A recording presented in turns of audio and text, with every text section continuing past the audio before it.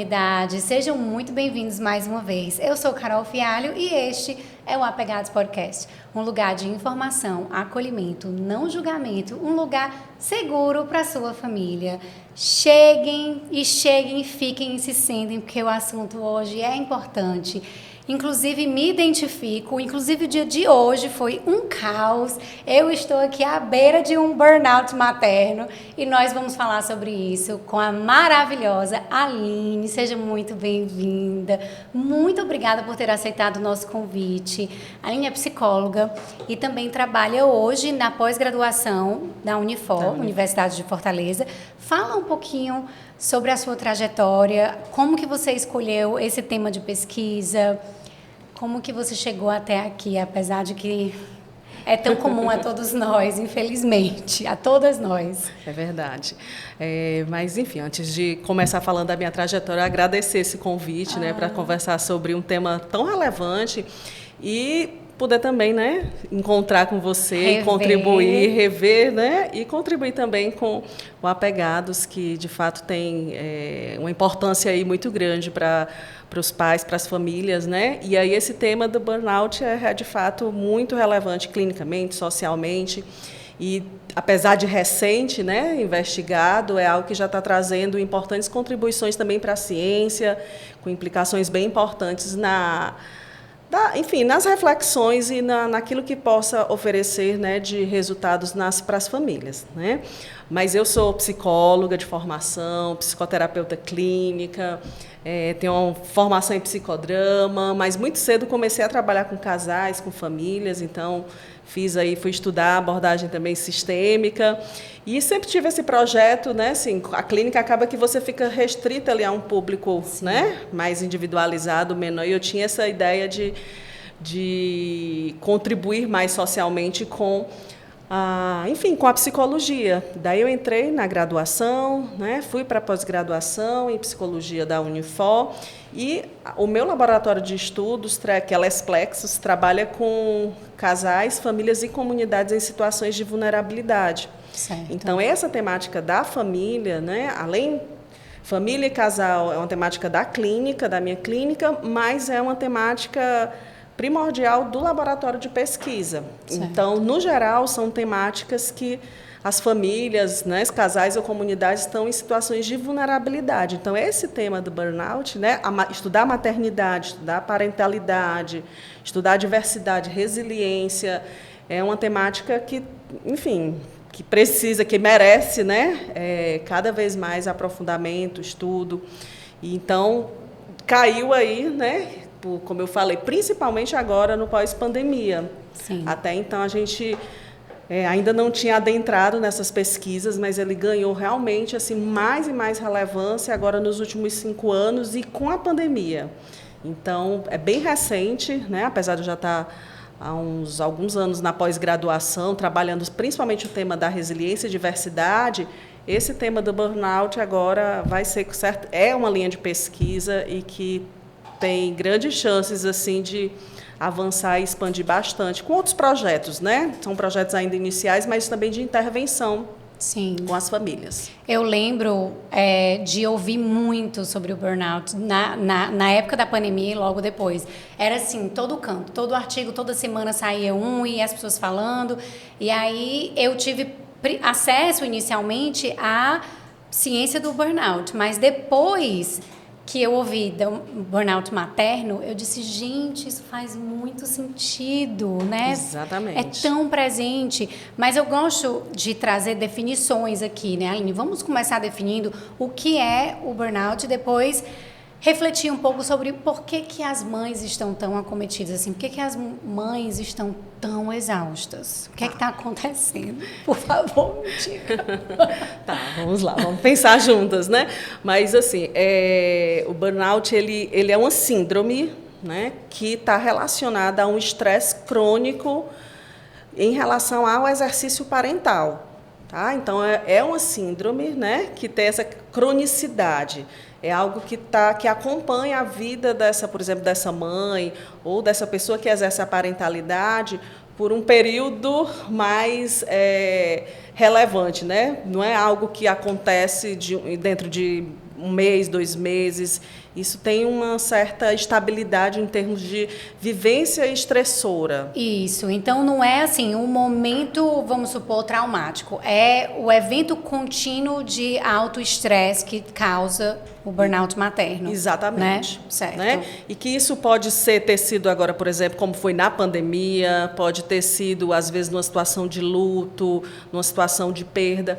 Isso é relativo, assim, né? Cada caso é um caso, mas, no geral, exige uma cronicidade e uma continuidade nessa vivência estressora. Certo. Né? Então, é uma síndrome que está associada, tem algumas características que são importantes da gente pensar o que é o burnout, né? Porque muitas pessoas fazem essa relação direta com a exaustão ou com o esgotamento. Né? Na verdade, a exaustão é um dos aspectos dele, né? Dessa síndrome. É o primeiro, na verdade, uma das características principais, mas existem outras características que fazem com que a gente tenha uma clareza, né, de que tem ali um burnout, né, que não é só essa exaustão, esse esgotamento físico e emocional. Tem outras características que, de fato, são muito importantes. Como é que as pessoas conseguem identificar se elas estão passando por um quadro de burnout, por exemplo, e se existe alguma diferenciação entre o burnout e a depressão, por exemplo? Como que a pessoa sabe, isso é burnout ou isso é depressão? Ou se é a mesma coisa em algum momento? Como que as pessoas conseguem identificar e distinguir? Vou começar por essa segunda pergunta, porque ela é bem interessante, é de onde as pesquisas estão tentando, em termos de pesquisa, né, partir a essa ideia assim, é depressão, não é? Será que as pessoas não estão falando de uma mesma coisa, né? Mas a depressão, ela é um transtorno de humor, né, que ela está associada ali a uma alteração do humor, que vem com tristeza, que também tem algumas alterações, né, biológicas também. Sim. E que, inclusive, ela pode ser uma característica do burnout. A questão é que o burnout ele está relacionado a esses estressores da vivência parental. E a depressão, não, ela é mais abrangente. Certo. Então, a pessoa pode ter uma depressão por conta, né, de uma perda, de um desemprego, ou de alguma questão que não necessariamente esteja relacionada ao exercício parental, ao exercício materno. Que o burnout não, ele tem essa característica, né, é algo que está ali relacionado diretamente ao exercício parental. Então, é como eu falei, e aí tem algumas características que são bem importantes da gente pensar. Assim, então, né, não é só esse cansaço. Assim. Então, primeiro é como eu falei, primeira característica, se a gente pode falar assim, de sintoma da pessoa que tem o burnout é essa exaustão, é esse cansaço. Sim. É essa sensação de acordar de manhã e dizer, ai meu Deus, né, o trabalho lá e vem de novo. Não descansa, né? Já acorda exausto. Já acorda exausto e com alterações físicas e com o passar do tempo isso também vai ficando emocional, aquela sensação, né, de assim, ai, cansei, né, tô cansada. Então tem algumas, né, e aí isso vai avançando. Então a ideia assim, né, o burnout ele vai se concretizando, ele vai se materializando, porque dessa exaustão, essa mãe ela pode começar a se distanciar emocionalmente dos filhos como uma forma também de se proteger. Certo. Então, ela pode começar a trabalhar demais, passar muito tempo fora, ou né, entregar para terceiros uma responsabilidade maior daquele filho, ou evitar, né? Então, por exemplo, é muito comum no consultório as mães sofrendo e dizendo assim, se eu pudesse, eu passava 1 mês fora. Né? E aí, depois disso, vem o sofrimento por não querer estar perto dos filhos. Sim. Mas isso já é um sinal de alerta, né? Assim, que é um sentimento comum que todos nós temos. Mas você entenda, né? Isso vai agravando. Então, eu tenho uma exaustão, né? Com aquela dificuldade de acordar já e de já enfrentar aquela realidade. Depois, né, essa perda do prazer, a perda, né, aquilo já não é mais tão prazeroso como se imaginava. Depois vem o distanciamento emocional dos filhos e que isso não está ligado ao amor necessariamente, assim, né? Se ama, quer o bem maior, mas estar ali junto, muitas vezes evitar estar junto é uma estratégia de proteção, né, que a mãe acredita ser protetiva. E aí, por fim, vem a situação, uma das mais graves, que é também quando ela começa a questionar aquela parentalidade ideal que ela pensou com o real. Então, quer dizer, eu queria estar perto, eu queria fazer tudo sozinha, eu queria, né, maternar, eu queria amamentar até tal meses, eu queria ter cuidado tudo só e eu não estou conseguindo. Sim. E aí vem um sentimento de culpa e com isso vem um sofrimento muito intenso. Então, são 4 características, né, que não necessariamente eu estou falando de uma ordem aqui cronológica, isso pode se sobrepor em alguns momentos, mas que a gente fica muito atento, né, a esses sintomas que vão se aparecendo principalmente nas falas, né, e enfim, isso vai trazendo outras consequências para a saúde mental dessa mulher. Sim. Aí pode vir, por exemplo, consequentemente, uma depressão. Certo. Né? Certo. Mas teríamos que olhar, né, para essas 4 características. Existe algo que você falou, e eu acho super importante a gente pontuar, que é o reconhecimento de que a maternidade que nós esperávamos, né, as expectativas que nós colocamos na maternidade, muitas vezes elas caem, assim, são destruídas na nossa frente e é muito doloroso. É muito doloroso experienciar. Eu, por exemplo, tinha quase toda a certeza de que eu ia ter um parto normal, né? Porque a minha família tem um histórico de ser parideira, como diz no Ceará. Então, eu vou ter fácil. Passei 3 dias sofrendo no hospital, até o ponto que eu pedi, pelo amor de Deus, me abram, tirem essa criança daqui, porque eu não aguento mais.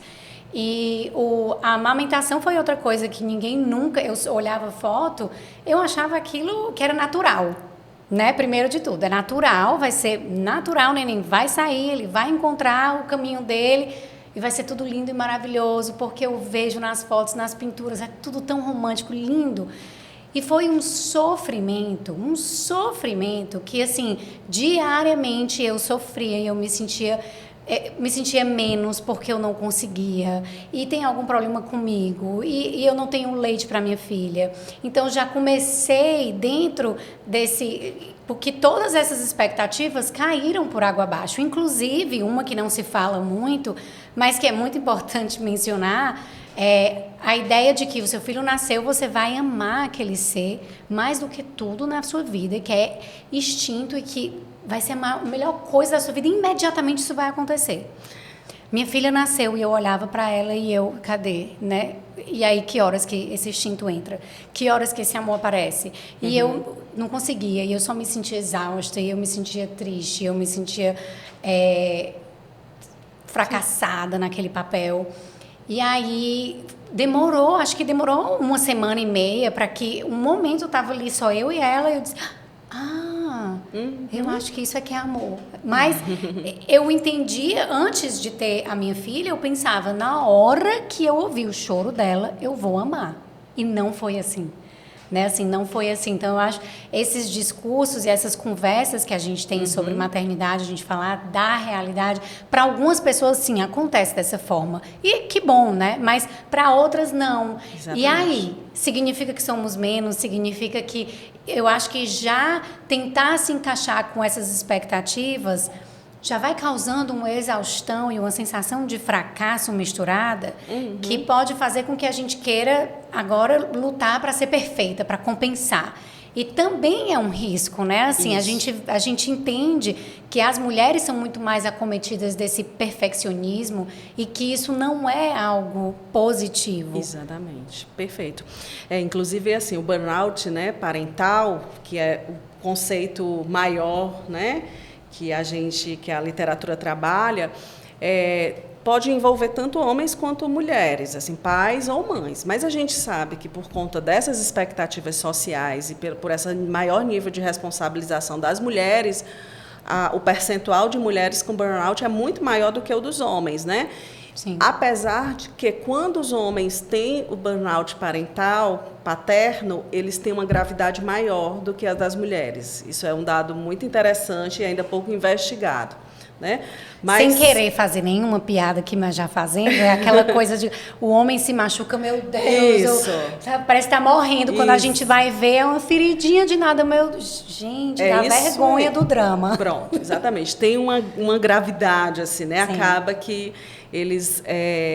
né, as pesquisas mostram que, em termos de impacto, inclusive na saúde mental, às vezes ela tem maiores níveis do que os das mulheres, apesar de que as mulheres quantitativamente são bem mais acometidas por essa síndrome, né?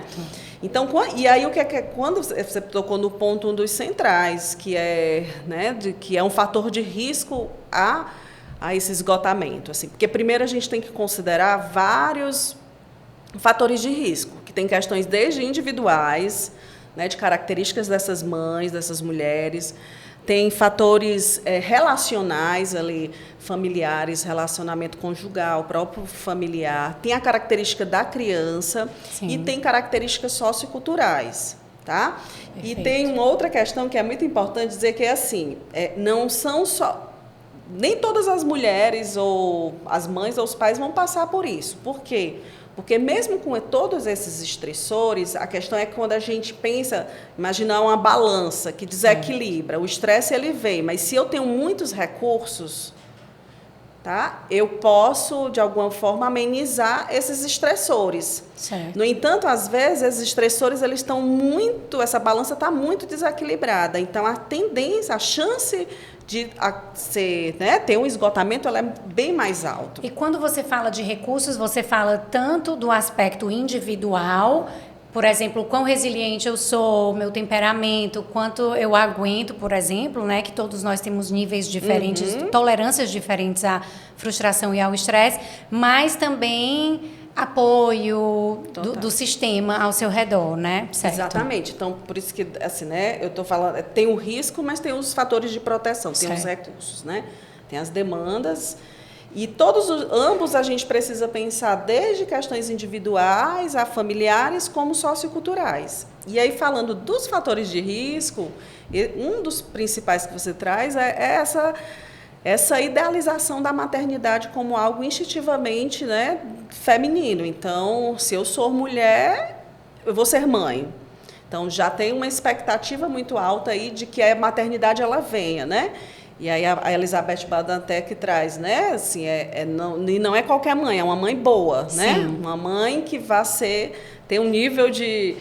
Né, ser uma mãe de muita entrega, de esse amor instintivo. E, de fato, isso é uma construção sócio-histórica. Assim, já está mais do que provado de que nem sempre essa concepção de maternidade que a gente tem hoje, né, ela existiu ao longo da história. Isso é século XVIII para cá, né, tem a ver com a industrialização e com algumas questões ligadas, associadas ao capitalismo. E aí, só que isso traz um nível de exigência, de responsabilização para essas mulheres, como sendo não só algo que está instintivamente ligado à mulher, como algo que é responsabilidade exclusiva dessa mulher. Exclusiva da mulher, exato.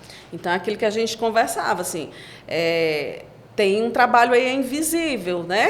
O trabalho que muitos têm falado, trabalho reprodutivo, não remunerado, inclusive, porque a mulher, né? Ela trabalha fora e dentro de casa, no nível de responsabilização, de entrega, né? E não só, por exemplo, você pode ter, às vezes, um pai ou, né, algum cuidador com o outro, mas o compromisso de agendar a consulta, de que horas é que vai tomar um remédio, de como é que vai organizar as tarefas domésticas de casa, estão todas ali, né, entregues a essa mulher. Então, isso traz um nível de desgaste muito alto. Sem contar que agora eu não lembro exatamente qual é o número, mas hoje no Brasil as mulheres já são as chefes de família também, já são as pessoas que pagam pelo sustento da família, inclusive aonde os seus maridos também estão, né? Assim, elas são a que traz a fonte de renda para a família, muito mais até do que o homem. E mesmo assim, sendo as chefes da família, ainda são acometidas com essa maior demanda de fazer todas essas outras coisas. Assim, eu tenho até uma historinha pessoal engraçada, assim, não engraçada, mas lá em casa eu tento fazer uma divisão acaba que fica mais para mim, né? Mas eu tento fazer uma divisão. E aí eu marco alguns médicos e outros médicos é responsabilidade do pai da minha filha. Dentista é um deles, ele precisava marcar um dentista para ela na escola. E aí todos os meus papéis estavam feitos, tudo pronto para entregar para a escola, só ficou faltando o dentista. E a coordenadora, Carol, cadê o papel do dentista? Eu disse, não é responsabilidade minha, fale com o pai dela. Assim, nem passar a mensagem eu vou, que é para que ela tenha essa linha direta para ele. E aí, depois de insistir muito, ele, tá bom, eu esqueci, vou marcar, e acabou marcando. Mas esse trabalho invisível de marcar médico, e enquanto você faz tudo isso, cuida da criança, cuida da casa, trabalha, agenda médico, pensa em toda a estrutura da família, as rotinas, ainda no meio de tudo isso, a mulher ainda também tem que estar linda, maravilhosa, de escova, com unha feita, depilada, malhada. Ela tem que acordar às 5 horas da manhã, ser fitness. Então, assim, gente, só de falar eu já estou esgotada. Já esgota só em pensar todas essas cobranças. E que essas cobranças não existem para os homens, as mesmas cobranças, né? São outras, mas a gente sofre muito mais. Muito mais. E que aí muitas mulheres, né, mães e mulheres, elas acabam também internalizando esse nível de cobrança, né? Porque, então, muitas vezes a gente diz isso, né? Então, os homens ficam muito de fora, assim. Obviamente que isso também está atrelado a outras características, a outras questões socioculturais, né? De um homem ser esse provedor que vai trazer a renda, ou que vai ser essa pessoa mais forte. Mas as mulheres também absorveram, né? Obviamente, assim, essa responsabilidade às vezes é difícil de entregar, de compartilhar, de dividir tarefas, né? De deixar que alguém entre ali para assumir esse compromisso. Então, dividir essa responsabilidade com ela. Então, isso é uma tensão que a gente precisa trabalhar muito com as mulheres, né? Os homens não vão fazer do jeito que elas esperam, não vão fazer, né? Muitas vezes, né?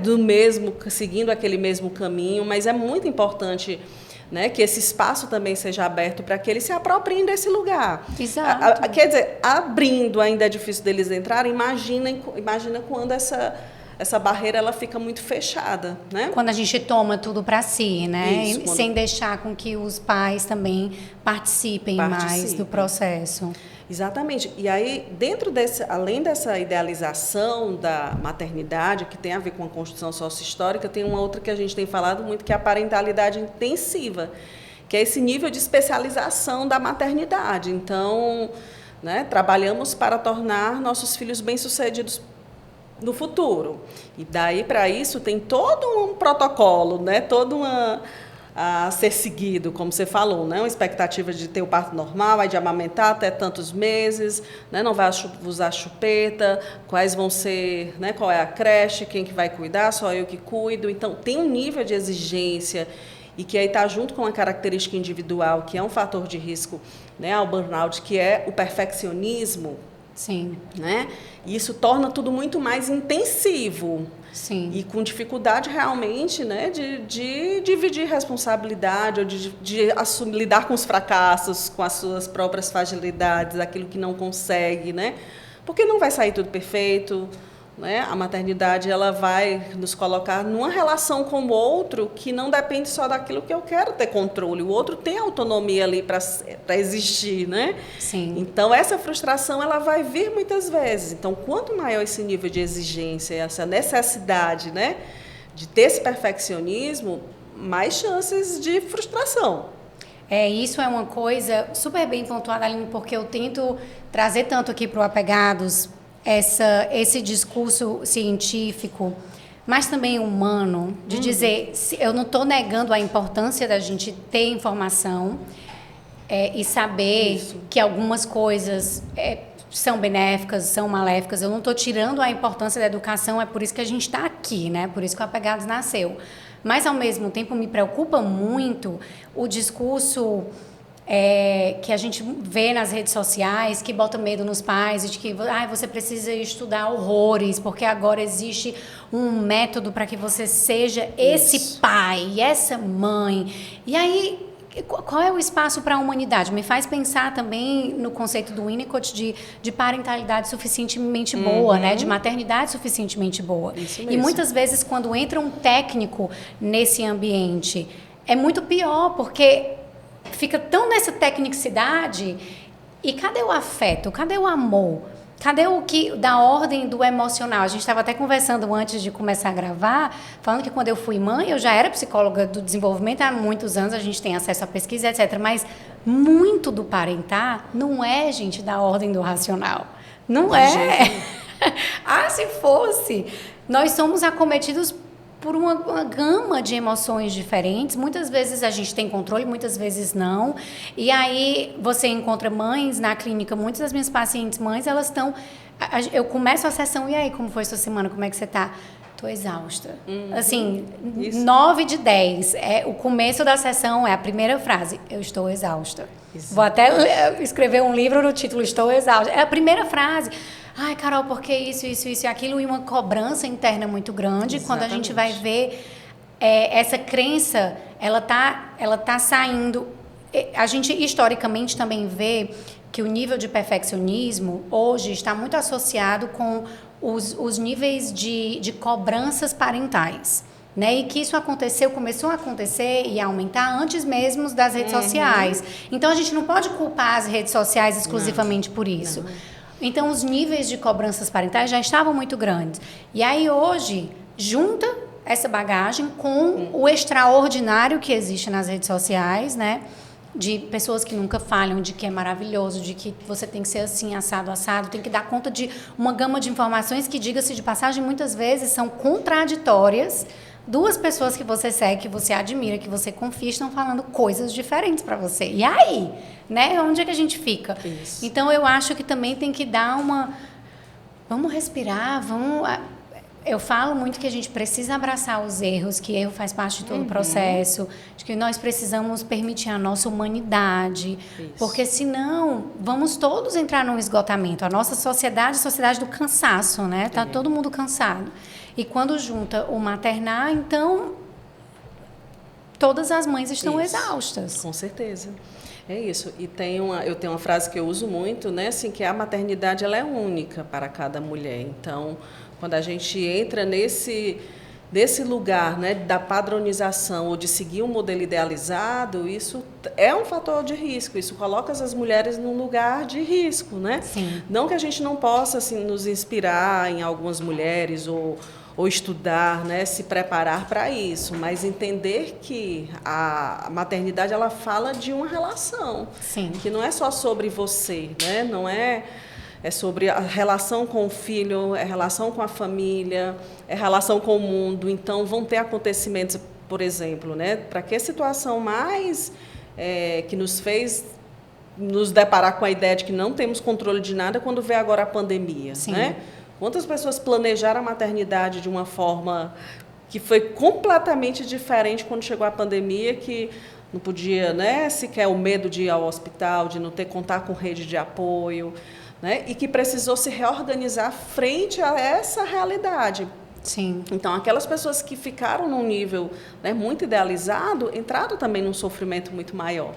Então, é isso, né? Assim, cada maternidade é única, né? Então, a gente tem que olhar para desafios que podem estar bem presentes, seja, como eu falei, né, individual. Então, perfeccionismo é um risco, né? Mães muito perfeccionistas que têm dificuldade de abrir mão, de lidar com os erros ou com os fracassos, lidar com frustração, de dividir responsabilidades, isso é muito perigoso, né? Apesar de que isso é incentivado socialmente, né? E aí a gente vai na contramão daquilo que as expectativas sociais estão aí, ou deveríamos ir. Né? Tem as questões familiares, então é muito importante contar com a rede de apoio, né? Mães que estão ali, né, sobrecarregadas, que não têm uma coparentalidade ou não podem contar, né, com a família extensa, isso também pode se colocar como um risco, como os fatores a questão conjugal mesmo, né? Sim.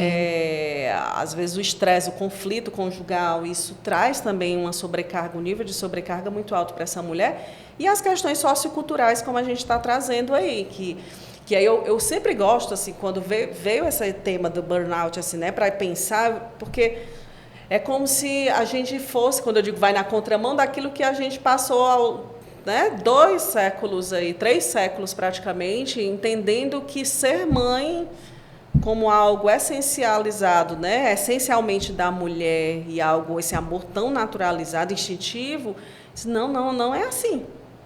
Pelo contrário, assim, né? Isso aí, viver isso, pode trazer sérios danos à saúde mental dessas mulheres. A gente fez uma pesquisa no Les Plexus agora, bem interessante, inclusive na própria pandemia, que foi um quantitativo pequeno, inclusive por conta, né, da questão da pandemia, assim, mais ou menos umas 150 mulheres, e que a gente teve um nível baixo do burnout, mas que já é porque a expectativa social é de que no mundo é de 5 a 8% tem o burnout, mas que tem a exaustão, ela é bem mais alta. Certo. Né? E aqui a nossa já deu 16%, que é um número muito alto. Muito alto. Quando se pensa em termos globais, né? Sim. Que era 8%, era o dobro. O exaustão também. Só que um dado que foi muito interessante é que a gente fez um comparativo das mulheres que trabalhavam fora de casa e exerciam a maternidade com aquelas que passavam o dia todo dentro de casa. Então, quem são as mulheres que tinham maior burnout? Tchan, tchan, tchan, tchan. As que estavam o dia todo com seus filhos. Claro. Né? Então, isso é um dado que assim, para mim foi ótimo, porque tem um nível de cobrança também se você está muito tempo fora, né? Se você trabalha fora, que mãe é essa, que não está ali cuidando, que às vezes não está ensinando a tarefa dos seus filhos, que não está dando, né? Alimentando, dando. Então, quer dizer, as coisas não funcionam nisso, entre estar exclusivamente ou não estar, mas é como a gente equilibra esses recursos e essas demandas. Né? Eu estou fora trabalhando, tem alguém que divide comigo essa responsabilidade, né? Ou eu estou em casa, mas tem alguém que está ali junto comigo, né? Me dando alguns momentos de alívio para poder fazer uma academia, para poder fazer uma caminhada, para não fazer nada. Né? Então, esse equilíbrio é muito importante. Que eu passei os 2 primeiros anos da vida da minha filha em casa, até mesmo por uma questão imigratória, a gente estava passando por uns trâmites migratórios, eu não podia trabalhar, e aí coincidiu que ela nasceu e eu acabei ficando em casa por 2 anos, e foi muito desafiador. E eu lembro que... E eu sempre fui muito honesta a respeito da minha maternidade, assim, eu sempre fui muito honesta a respeito do quão difícil para mim essa transição foi. E eu falava nas minhas redes sociais, no comecinho, assim, quando eu comecei a dividir, eu dizia, gente, ficar com a criança o dia inteiro em casa é enlouquecedor. Pelo amor de Deus. Assim, eu pedia para que, pelo amor de Deus, me tire daqui, sabe? A vontade que dava de dizer. E as pessoas começaram a ouvir, ai, Carol, isso é tão libertador, porque, meu Deus, ninguém entende. E aí meu marido chega em casa e eu estou exausta. Ele, exausta de quê? Tu passou o dia em casa? E era enlouquecedor, muito trabalho, muita exaustão, assim, sempre muito cansada.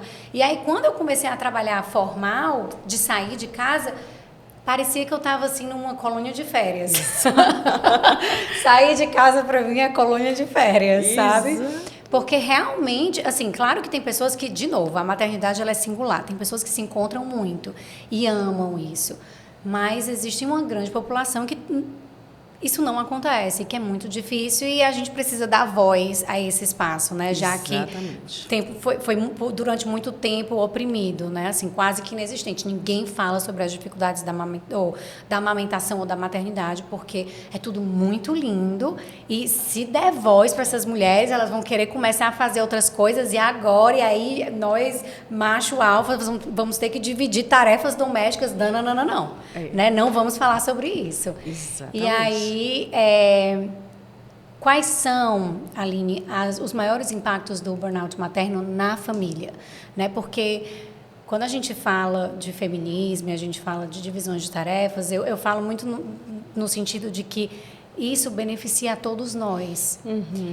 Do mesmo jeito que o adoecimento adoece o sistema, né? Isso. Então, assim, uma mãe adoecida com burnout, qual é o efeito que isso tem na família? Inúmeros, né? Assim, em termos de pesquisa, a gente ainda está caminhando para, né? Estamos indo a passos mais lentos quando pensa isso nos impactos nos sistemas familiares. Assim, as descobertas elas estão muito relacionadas ainda a essa dia de mãe e filho, né?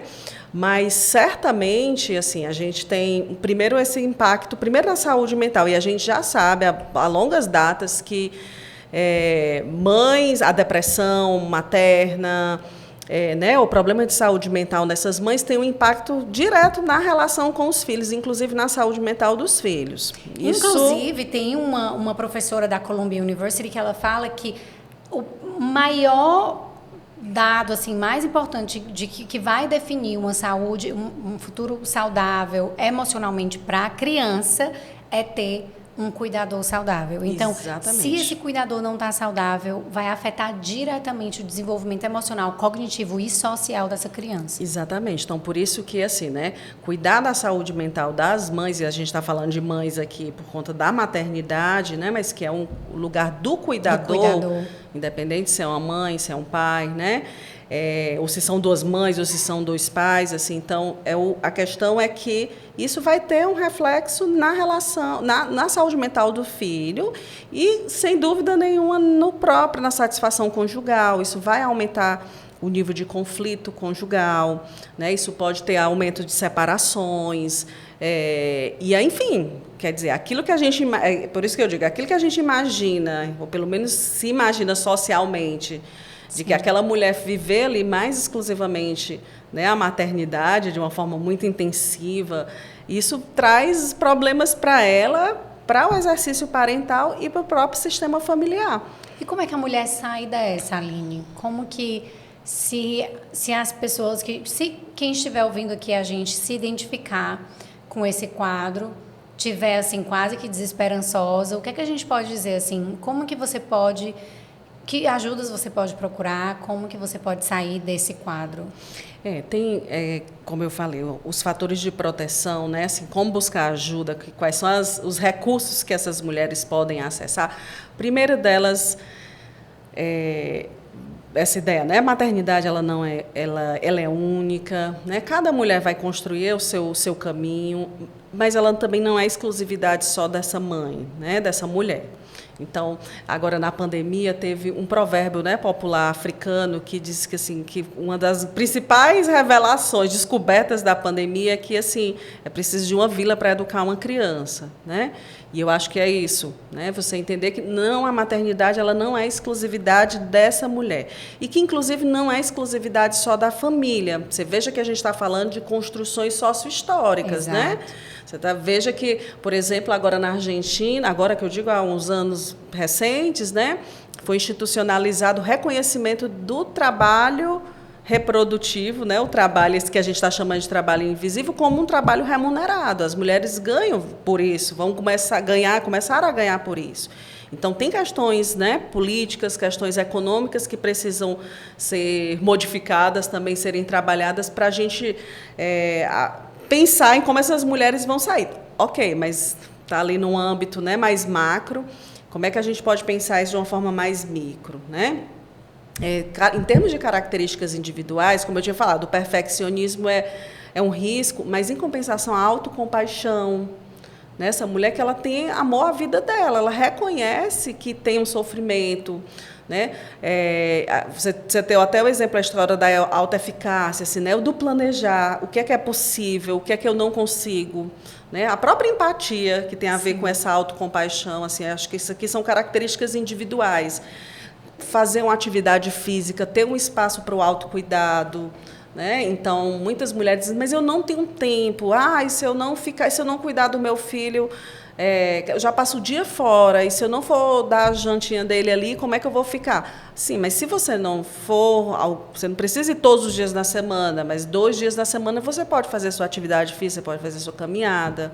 Né? Uma vez na semana você pode fazer um programa, né, com seu esposo, com seu companheiro. Uhum. Então, abrir espaço também para outras áreas da vida que não seja só ali a maternidade, sim, mas, sobretudo, que seja um lugar de autocuidado. Né? E aí a gente tem a questão familiar. Então, como é que a gente pode incluir essa presença, essa coparentalidade, né? Então, tem um pai, nessa fala que um dia agora eu fui dar aula e um pai, é psicólogo, né, assistindo a aula, e ele dizendo assim, Aline, eu tento tanto sair desse lugar de que o pai ajuda, né? Então, quando a gente reconhece que não é uma ajuda, assim, né? Aí ele perguntando qual é o nome que a gente dá, se não é ajuda, é o quê, né? E nós ficamos tentando construir uma nomenclatura, mas assumir o seu lugar, a sua responsabilidade, né? Como é que eu posso dividir com você, como é que a gente pode estar junto aqui nessa parceria. Sim. E como eu falei, muitas vezes a mulher vai ter que abrir esse espaço. Sim. E é importante saber disso. Não é que ela vai estar responsável sozinha por isso, né? Mas entender que não é só função dela, que esse pai pode fazer do jeito dele, né? O melhor, inclusive pensando numa relação aí parental também, né, entre pai e filhos, isso é muito importante, né? Sim. Então, abrir espaço, né, para essa vila, às vezes é alguém que vai auxiliar, né, a história da creche. Eu ouvi esses dias alguém dizendo assim que ia adotar uma questão da educação assim em casa, né, do ensinar os filhos em casa. E eu pensando assim, né, comigo, assim, mais uma tarefa, né? Agora de educadora, né? E aí, será que essa é a estratégia, né? Assim, como é que a gente pode dividir essas responsabilidades também e abrir espaço, né, como eu falo, para outros papéis que não só ali a maternidade, porque isso vai, na hora que eu reconheço que trabalhar para mim é importante, né? Por que isso precisa ser vivido com culpa? Não, sim, porque isso é muito importante, isso sim, vai me nutrir também como mulher, e isso vai ter reflexo nesse exercício parental. Tem uma propaganda, acho que é da Adria, aqui que eles fizeram aqui no Brasil, muito fofa, que juntaram, deram um monte de perguntas para as crianças e as crianças eram como terapeuta das mães. E aí, dentre as perguntas, uma delas era: o que é que você vai ser quando eu sair de casa? Quem é que você vai ser quando eu sair de casa? E tipo assim, a mãe começou a chorar sem saber, porque a vida é o filho, você começa a criar uma identidade que é totalmente voltada para a maternidade de uma maneira que você esquece dos seus hobbies, dos seus prazeres, de quem você era antes de ter filho. Tem gente que diz, você esquece de quem você era antes de ter, depois que tem filho, né? Exatamente. E aí, a primeira vez que eu ouvi isso, eu disse, gente, mas eu não esqueci. Assim, às vezes, inclusive, eu tenho saudade de poder sentar no sofá, ler um livro sem interrupção. Então, assim, desmistificar tudo isso, poder abraçar, e quando você fala da autocompaixão, autocuidado, a gente tem um episódio no Apegados falando só sobre o autocuidado, que eu acho que é válido, né? Se você está passando por esse processo.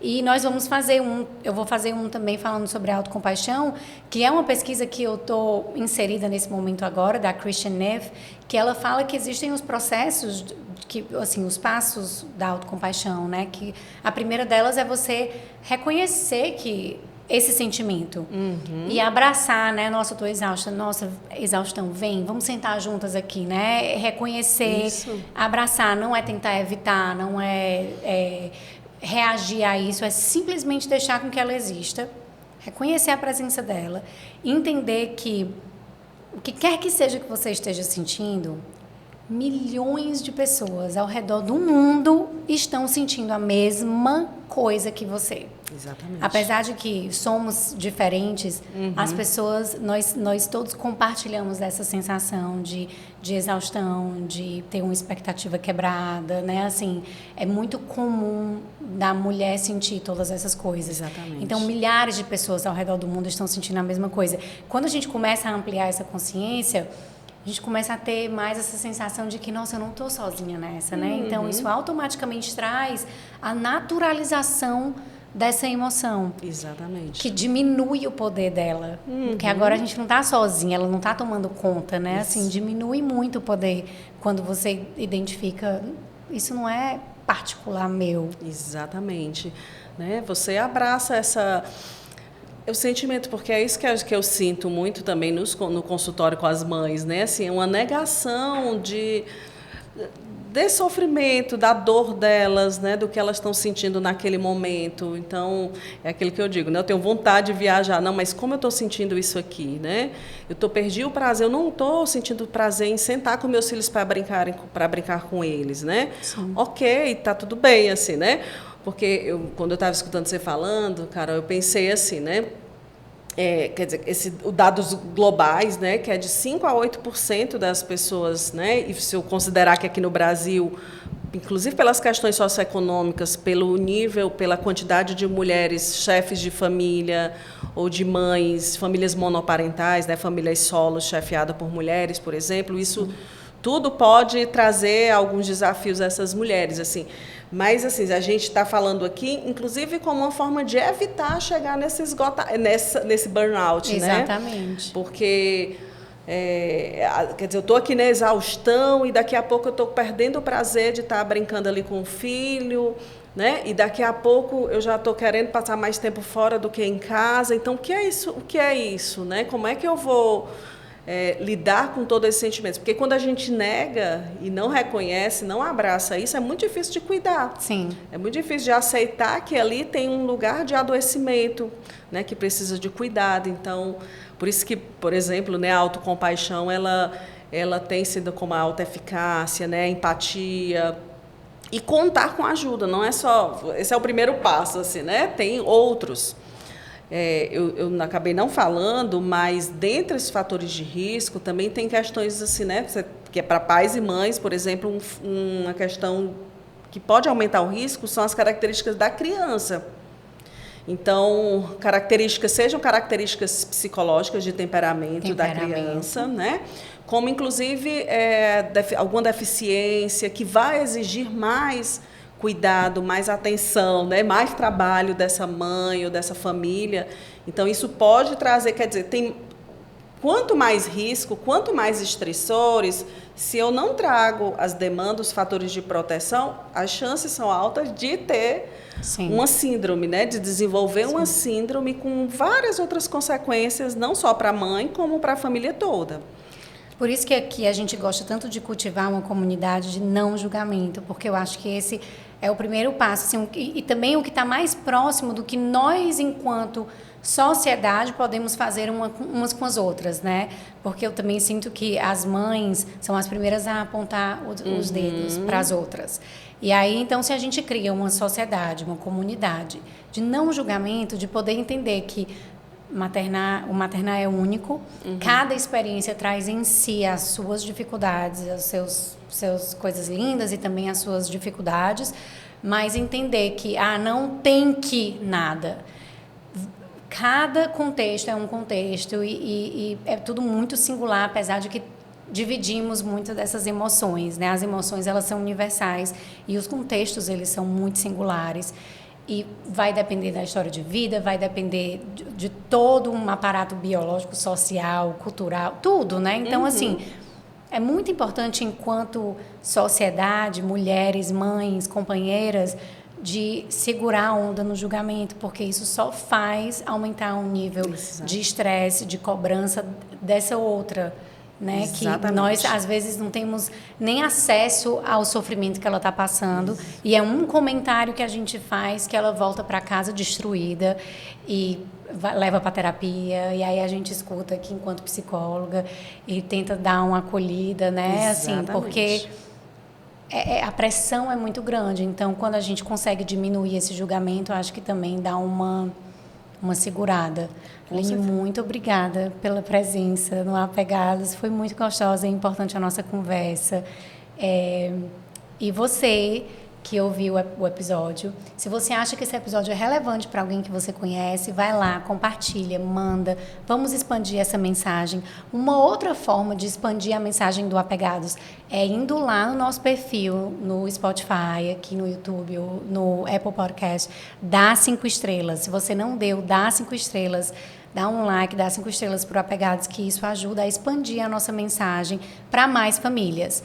Se você quer mandar esse episódio até como uma forma de começar uma conversa importante, vai lá, divide, assiste com as amigas mães, conversem, façam roda de conversas com mães, vamos acolher, vamos se aconchegar, se abraçar, porque juntas somos sempre mais fortes. Muito obrigada por estarem aqui presentes comigo mais uma vez e nos vemos no próximo episódio do Apegados. Tchau, tchau.